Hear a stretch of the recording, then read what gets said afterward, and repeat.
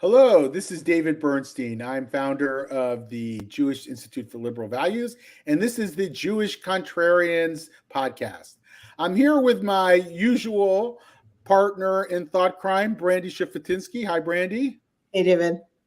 And we have a new partner in thought crime, Rabbi Mark Cohn. Mark is new to the JILV team. He's somebody we've known for a while and really enjoyed working with.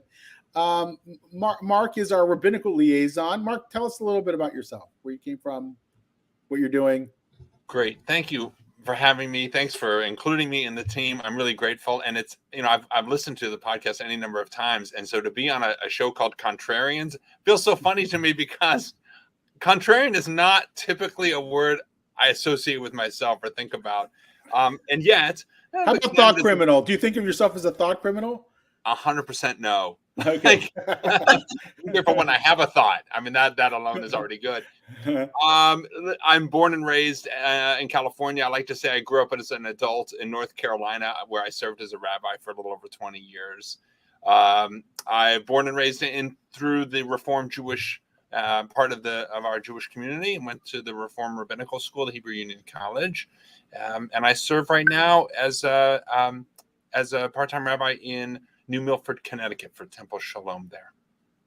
Amazing. So, Mark, we originally got to know you when we wrote a rabbi's letter, a letter that was ultimately signed by 250 Reform and conservative rabbis. Dan, maybe you could put up a link. And the rabbi's letter basically talked about our commitment to open discourse, to being able to talk about challenging issues. It made mention of the fact that sometimes this ideology that was stifling discourse also might be fanning the flames of anti-Semitism as well. What was that experience like for you? Well, to me, when we put the letter out, and I was very grateful to be with my colleagues who were on that letter. And what we were concerned about, in part, and it gets mentioned in the letter, is this whole idea of sinat chinam, the idea of baseless hatred that can show up in the Jewish world. And we know it sadly, historically, that led to the destruction of the Second Temple. And so our concern was that we should have synagogues, Jewish spaces, that are open to viewpoint diversity.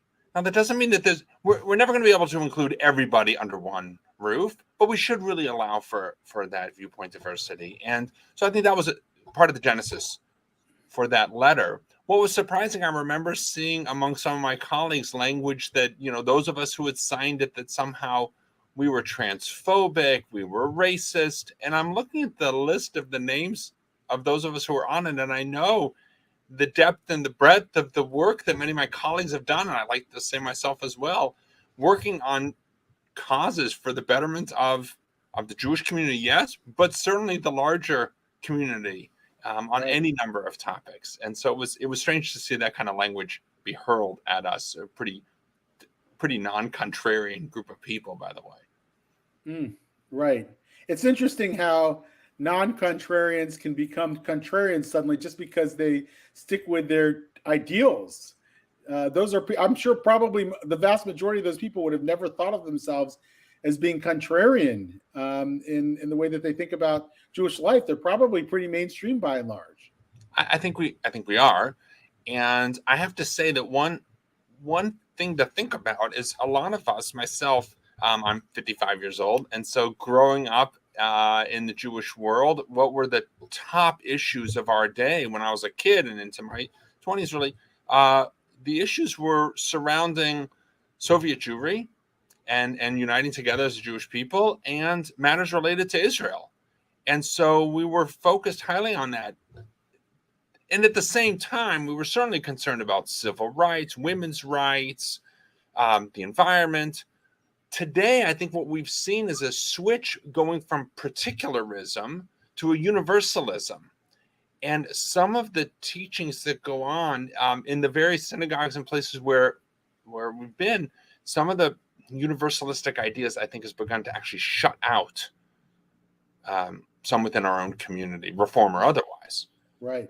And Rabbi Amiel Hirsch talks about this, and he writes about this. He's a very prominent Reform rabbi in New York, and he's behind the sort of recharged Reform Judaism movement. Maybe we'll get to that in a second. He has an essay about this and about the politics of Tikkun Olam in this upcoming book, Jewish Priorities. I had David Hazoni, the editor, on Jewish Contrarians last week. And I was listening to Rabbi Hirsch's description of his essay, and he was talking about how Jewish universalism should be rooted in Jewish particularism.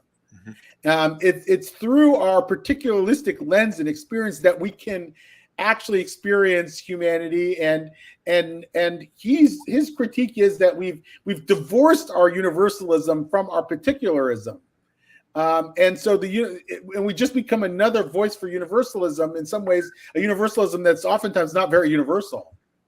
Right, and what happens is that the whole value, the concept, or what's put under the rubric of Tikkun Olam becomes its own religion. And dare I say, and I don't know that I even agree with this as it's coming out of my mouth, but that Tikkun Olam becomes an idol. And we know how we are to treat idols, which is we don't want idols or idolatry. And that banner of Tikkun Olam seems to trump everything else. And that's a real problem, because we as Jews have very particular rites and rituals and ideas. And if we lose that, then we really lose ourselves. We know what happened in Jewish life with ethical monotheism. The idea that just, we believe in God and be good, upright people. Okay. But then that's not really Judaism, because there's a whole lot of commandments out there that are particular for us and unique to us. Look at the holidays we're just celebrating right now: Rosh Hashanah, Yom Kippur, Sukkot. Those are distinctive things for us to remember who we are and what we believe. So what do you see as kind of driving that shift away from particularism to universalism? But do you think it's just a natural evolution or something else? I've been certainly caught up in wanting to do good work in circles of social justice and social action. And I think in many ways, if we look at the trajectory of work for civil rights, that where things were back in the 60s and 70s, and I jump into that stream somewhere in the late 70s, 80s, 90s, we're going to carry that forward to make sure that there's voting rights and proper things for people. And I think that that's just carried forward into the next level today. But unfortunately, some of that universalism is not so grounded in Jewish ideas, or doesn't make room for a multiplicity of views. So I would certainly come out to advocate for gay rights, or transgender rights. But what does that mean? Like, to what point can we advocate for them? And that's where I think there is a divide. I think when I look in my own movement where I come from, some of the things that are advocated for, I would certainly embrace and support. And other things may be too far, that it is not comfortable for all of us in the Reformed Jewish world. That doesn't mean, yeah. And maybe there could be some diversity on those views that where they're treating them as settled, these views, and so therefore everybody must sort of unite behind that single banner, rather than saying, look, we have some contentious issues here. Some of you believe that this should be folded into your Tikkun Olam, others may not. And don't we have big enough Tikkun Olam sukkah, I'll use your word, that we should allow a multiplicity of approaches and ways of thinking about making the world a better place. I have politically conservative friends who are deeply Jewish, who I'd probably differ on many issues around, social policy and the like, but who show up to every year on this disability walk, who invest their financial resources in disabilities and other things like that. They're deeply philanthropic. They care a lot. They just think that the things that I think might work and I want to support are things that they don't think will work. And they support things that I might not think work. And why would I want to sort of drum them out of the Tikkun Olam tent or sukkah? Well, I mean, I think that some of that is there's a judgment against that. If you think differently than me, you're not only wrong, you're bad. Yes. I think, right. If we look at what are the values that undergird Jewish life, right? We may share values of peace or justice, equality, but how does that translate into policy? And we can share values. We might have different policies in mind about how to get there. And who's to say that one is the better for the other? And I know for myself as a rabbi and my colleagues, that we're given a great responsibility. And where I have erred or feel that I have erred is to use my pulpit or my platform to try to preach one particular avenue. And I know I have offended people at the time and regret that. And where I try to focus today is much more on asking the question and not saying, oh, we Jews believe this because here's the text. Therefore, that is what we as Jews believe. Right. It's possible to say there are texts that can support this idea. There are also texts that can support the opposite. So, which leads, one of the things that Brenda, you and I taught this class about the power of 49, which is the idea, a Jewish teaching that for any given topic, there are 49 reasons in favor, 49 reasons against. We have to be really careful how we use that text and how we speak to say, this is the Jewish belief. Is it? Right. We could argue different ways. So, I mean, Right. does that mean it's the role of a rabbi to ask the questions or provide the definitive answer? So I would say yes and no. I like it's a nice dodge. I think it's our role very much to ask the question, and we asking questions is just inherent in Jewish life. We literally can't get past the opening letter of the Right. Torah without starting to ask questions. Why do we start the Torah with bet? Like we're already with the questions. And so, yes, it is for us to ask questions and hopefully help people to come to their own conclusions. There, at the end of the day, though, as is said, 49 reasons we can say that this is kosher and 49 reasons why it's not. Yeah. And at the end of the day, we do need an answer. Is this, whatever this is that kosher? So different communities are going to interpret it differently.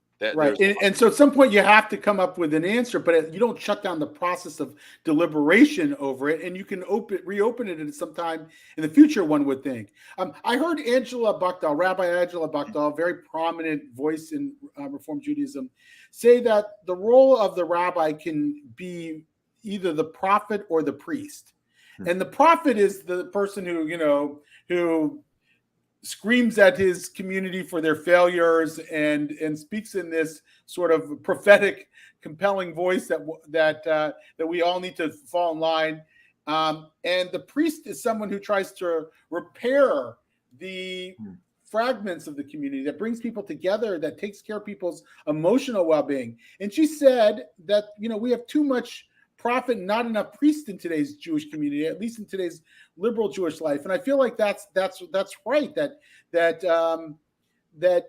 we're not enough rabbis. Okay, so we can have a few prophets here and there, and maybe there's a time for even the prophetic, the priestly rabbi to use the prophetic voice, but just too much prophet and not enough help. Let's bring us together and talk about what we have in common. You agree with her? 100%. I really like how she framed that. And we're recording this just a matter of days before Yom Kippur. And my mind immediately went to Isaiah, the Haftarah that we're going to read. Is this the fast that I look for? Isaiah's getting all upset. God doesn't, you're going to fast today and then tomorrow you're going to oppress your workers. Right. So we should really, yes, there is an element of prophecy. I would never call myself a prophet. That's for sure. Right. But my mind also went to Abraham Joshua Heschel, who in many ways we could say, first of all, he wrote about the prophets, but was prophetic in his own way. And a quote that is so often grabbed by social justice warriors who will come along and say his quote when he was asked about what it was like to march with King. He said, I felt as if my feet were praying. It's a beautiful, I mean, just beautiful language about what that meant.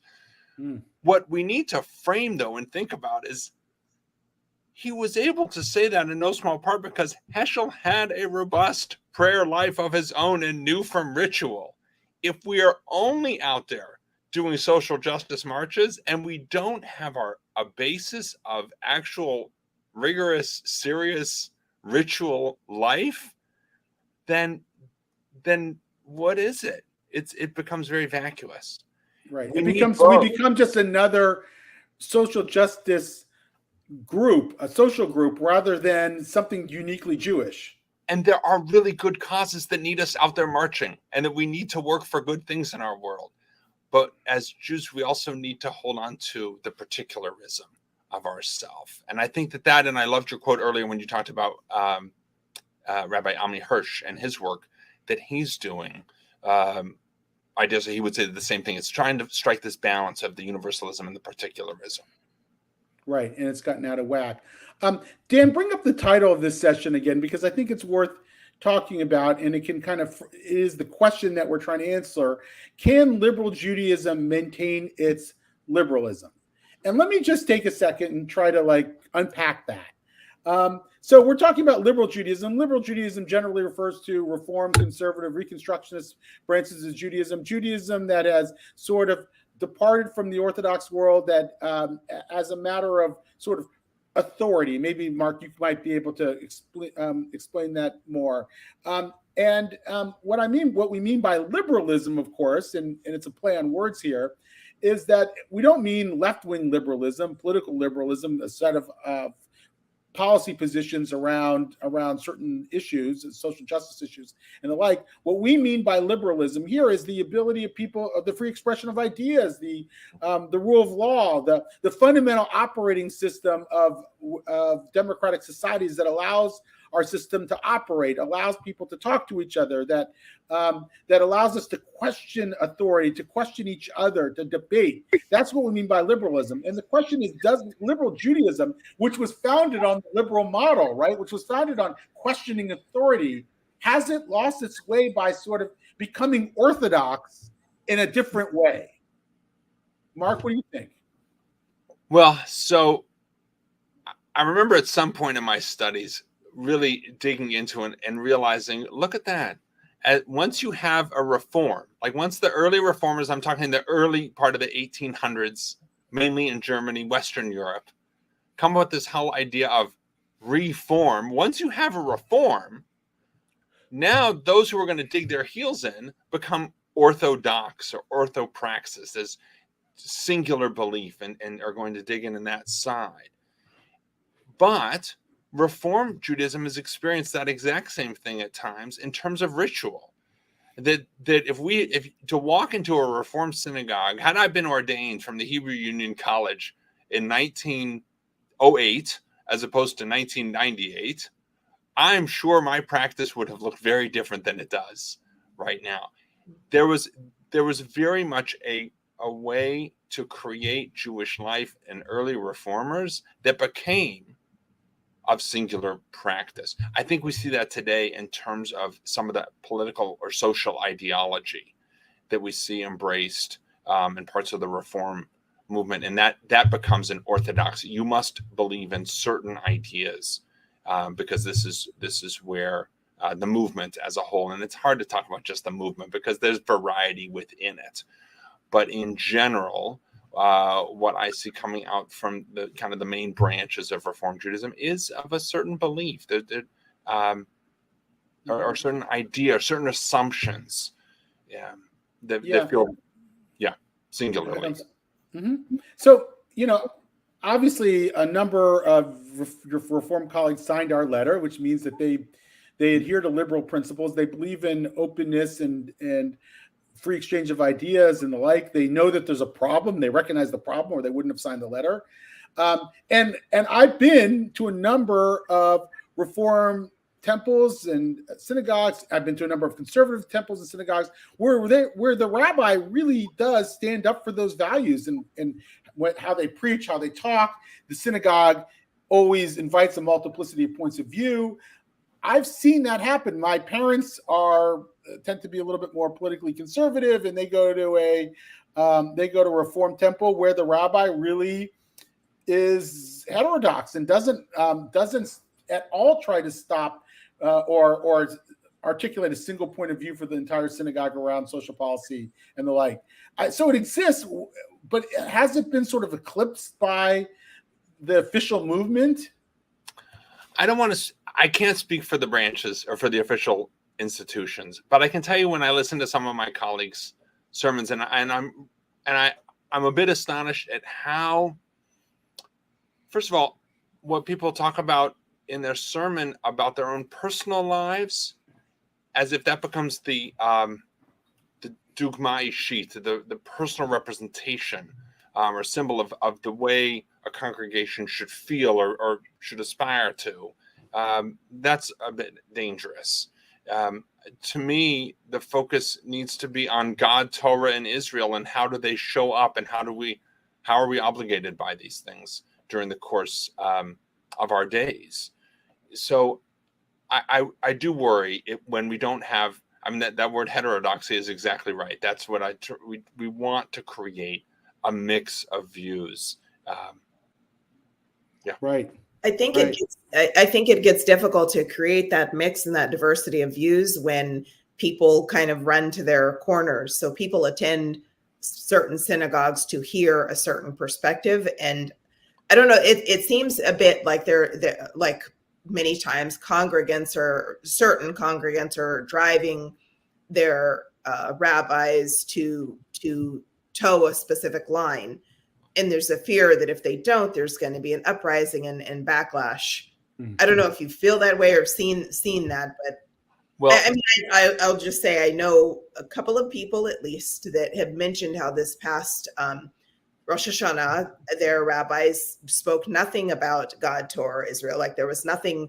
Everything was something to do with a social issue, which is a shame. It's a real missed opportunity because there are a lot of places for us to find important voices on social issues outside the synagogue. When we have people in the synagogue, this is the time for us to hold up our texts and so that we can approach those social issues on our own, using what we learned in synagogue to be able to take that.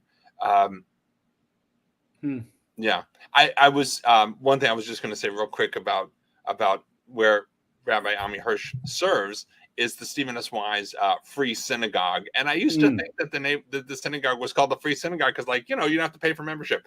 But that's not it. It had to do with the nature of the pulpit, the way Stephen S. Wise set it up, and that they set it such that so that the pulpit would be free for the rabbi to be able to speak what was on his or her, of course, in the future, mind. And that we do have freedom. It's an important value for synagogues to give the rabbi freedom of the pulpit to be able to speak their mind. Yeah, but I want to. I don't know if I'm pushing back here. Maybe we're saying the same thing. But when we were all in Washington last week for a JILV team retreat, and we met with Yuval Levin. Yuval is a center-right thinker with the American Enterprise Institute, and he writes about institutions. He spends a lot of time thinking through how institutions are sometimes not performing in the way they were designed and why that's critical to democratic life. And he says that many institutions have become platforms for performance, and they're not sort of staying in their lane. Now, our friend Rabbi David Wolpe has written about this, and he said that synagogues should be a place where people come to talk about, as you were saying earlier, religious texts and about Jewish ethical dilemmas and a lot of other things. And maybe it's a time we can put politics not maybe entirely aside, but mostly aside. And he wrote this in an op-ed a few years ago in the Jewish Journal, and it created a firestorm of op-eds in reply, including from a very prominent rabbi who said that my Torah is politics. It was that explicit. And I'm wondering, like, there might be a little bit of a tension between this idea of a free synagogue in a way, because maybe that's an invitation for the rabbi to use the pulpit in a very political way, because we're giving them the equivalent of academic freedom. And then what you end up with in that case is the rabbi's opinion sort of becoming the dominant political culture, and everybody else is sort of a side player. I think that we as rabbis are given, we're in a unique role in a synagogue. And there's a lot, as was very much taught to me in rabbinical school, and I have tried very hard to maintain a respect for it. We don't ask for it. We're given a lot of power and a lot of responsibility, and we have to be incredibly, incredibly careful with that. It's a trust that is given without being asked for, and we have to maintain that and work with our lay leaders and to uphold that. And when we use our words, we have to be judicious about it, and we will certainly will fail. We are human and are absolutely going to utter the wrong thing at times. And so then we have to work to repair that. That is what tshuva is to accept and acknowledge and repair and change. And I forgot where I was going, David. What we were about the platform for performance, and whether this idea of having a free reign as a rabbi is really the right model, because it would seem to invite politicization in a way. It can. And what happens is then whoever the rabbi is becomes the rallying cry to either leave the synagogue or join the synagogue. But of course, the synagogue needs to be about the people, that the synagogue is made up of community members, and the rabbi will be there. We literally do. We come and we go, and can have a deep impact for better and for worse. But have to find that right balance. A colleague of mine and I, I'm forgetting her name right now. She is the rabbi up in Waterville, Maine. And I heard on a podcast recently, and she gave such a fabulous line as she talked about the idea of her community. It's a little synagogue in a small town. And she talked about how on any given Shabbos morning, there's going to be a full range of people who are in the sanctuary, full range in terms of viewpoint diversity and thoughts and ideas and political association. And she said, we all have to be able to say amen at the end of the prayer, or at the Kiddush lunch, or whatever that is. And we all have to be able to find a way to say amen together. And I just thought that's exactly right. And I have typically worked in smaller communities over the course of my pulpit, and I find that it's been very nice, because often these are in community. Like when I was in Winston-Salem, and now in New Milford, we're the only synagogue in town, which means we're the Jewish address. And so we have to find a way to work with one another under one roof. When you're in a larger city, of course, there are more flavors to choose from, and people will often kind of gravitate. But we have I want to bring up a recent case study and get your thoughts on this. So, not too long ago, I spoke at a liberal congregation. It doesn't matter of conservative reform, either conservative or reform. And I showed up to come and speak, and it turned out that there'd been tremendous turmoil leading up to my speaking. Now, I've experienced that before, but I was a little surprised in this case, and I didn't have an inkling of it when it was going on, or maybe there was some evidence of it that I just ignored. But they almost canceled it last minute. The rabbi that was going to facilitate the conversation backed out of it. They didn't really publicize it internally in the synagogue very much at all, because there was so much turmoil, and they were trying to sort of sweep it under the rug. And it turns out that there was all this discussion. People were attributing views that I don't have, and so forth. And we end and yes, there were some people who showed. I mean, there were 30, 40 people that showed up. We had a nice conversation, but it could have been a much larger, more robust conversation. And yet it got sort of caught up in the dynamics of what you might call cancel culture. Like, that there were people who said that I'm going to say something that might insult other people, and therefore we can't have this conversation. What is the role of a Jewish leader, or a rabbi, maybe in particular, in such places? What could a rabbi do? What could a Jewish leader do? So I think that we are in a rough spot if we start canceling each other. So if someone doesn't like David L. Bernstein, okay, so come and challenge him. Like, what a great opportunity. I had back in the spring, I think it was the spring, there was a letter circulated among rabbis to sign on to say, do not invite some of the coalition members of the current coalition of the Israeli government to your synagogue. And namely, they named Ben-Gvir and Smotrich because of their views. I personally am not a big fan of those two men and what they have said. I did not sign on to the letter because, first of all, I'm not sure they would be interested in coming to a Reform synagogue. Let's just start with that. But more importantly, it would actually be interesting to have a conversation. It could be devastatingly awful, but how can we not at least try to talk to make our views known? I know that recently when Prime Minister Netanyahu, he is here right now in the country, and Jews were saying, don't talk to him. I would say, do talk to him. Well, if you don't talk to him, then how's he going to, he may or may not already know what you think, but how do we cancel one another? It just shuts down a chance for conversation. Right. And it seems to me if the role of a leader is anything, it's to create cultures that support an organization, that support a congregation, that allow people to talk to each other. The leader can become the facilitator of conversation in their own organization, their own congregation, and I think that's lost upon a lot of leaders today. Maybe this goes back to what Rabbi Angela Buchdahl said about being the priest. The role of the priest in this instance is to help, make sure conversations take place, not cancel the conversation because some people might be insulted. This is, I was just going to say, I think that it's a little bit. It's not just that people will be insulted. People are shy away from things that they just don't want to hear. And so we're creating echo chambers, and that gets nothing done. People just stay, kind of preaching to the choir. And if that continues to happen, then what's the point of having a rabbi? If a rabbi's Torah isn't the Torah, then anybody can be a rabbi. That doesn't. And I'm going to quote my wife right now, who is also a rabbi, Rabbi Amy Walk.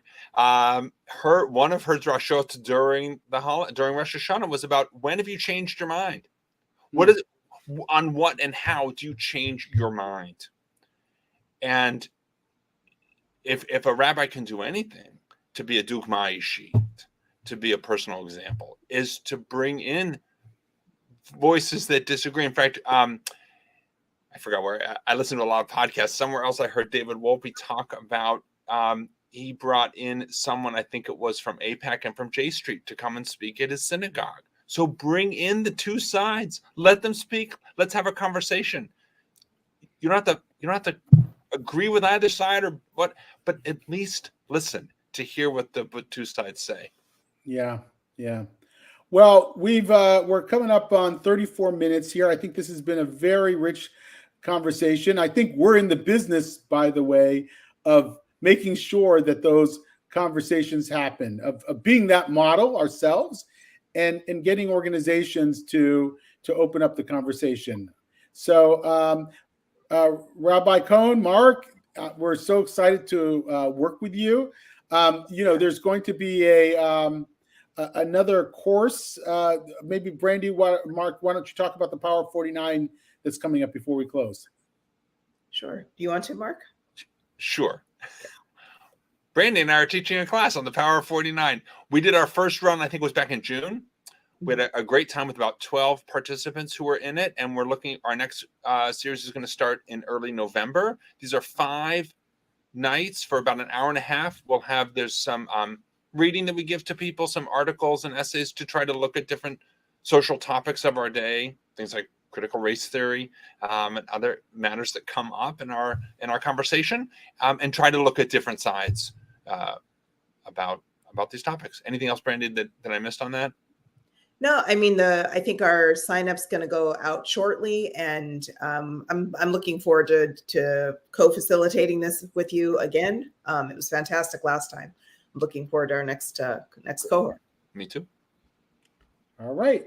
I think it's a wrap. Well, Shabbat Shalom, everybody. Shabbat Shalom, Shana Tova. Shana Tova and Gemar Chatima Tova. Thanks, you All right. Take care. Be well.